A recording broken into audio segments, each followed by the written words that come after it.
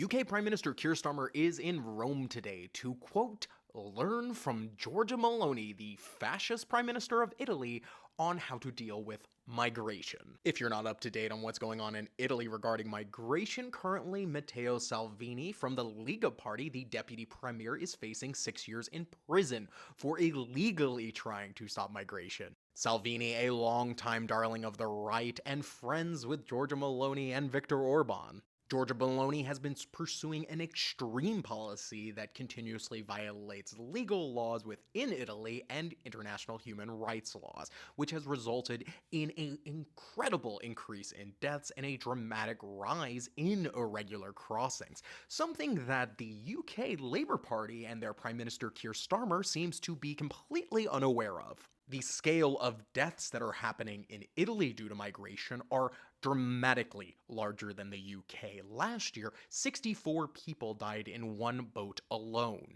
And while most European countries have strict migration policies and cannot be in any way described as open to migration, Prime Minister Giorgia Meloni has taken it to an extreme degree. In 2022, Giorgia Meloni and the Parliament passed a law that required NGO search and rescue ships operating in the Mediterranean to sail to a designated port rather than the closest port. This prevents them from looking for other migrant boats in distress, and sometimes these ports can be hundreds and hundreds of kilometers away in highly inconvenient places, and captains face a fine up to €50,000 if they fail to comply.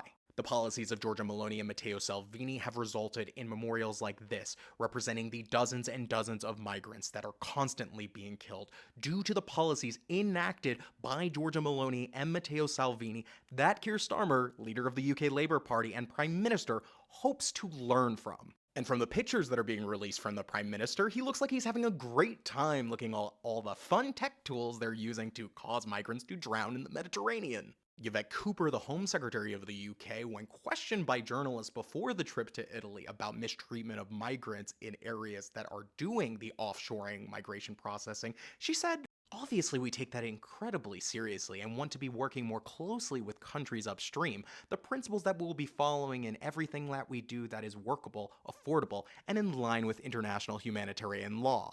But it is vital that we stop people from starting these journeys. We've seen too many deaths in the Mediterranean as well as the Channel, so it's incumbent from us to take an international approach to an international challenge and not stop more lives from being lost at sea, not just from the Channel, but also in the Mediterranean."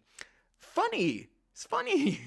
Funny, what a position! She also confirmed that the UK government is not seeking to implement any safe and legal routes for asylum seekers wanting to come to the UK. When Keir Starmer was directly asked about this, he said, "I'm here to have discussions here at this coordination center with the Prime Minister about how we deal with unlawful migration. Here, there's been some quite dramatic reductions, so I want to understand how that came about." Well, Keir, if you're going to ask a fascist how they dealt with migration, you're going to get some fascist answers. Tony Smith, the former head of the UK's border force, said in an article published in The Telegraph, "So it's going to be hard for the UK to use Italy's success as a model for stopping boats, not least because it involves a raft of human rights violations and accords with pretty unpalatable countries. Libya is a failed state and Tunisia is slipping back into autocracy."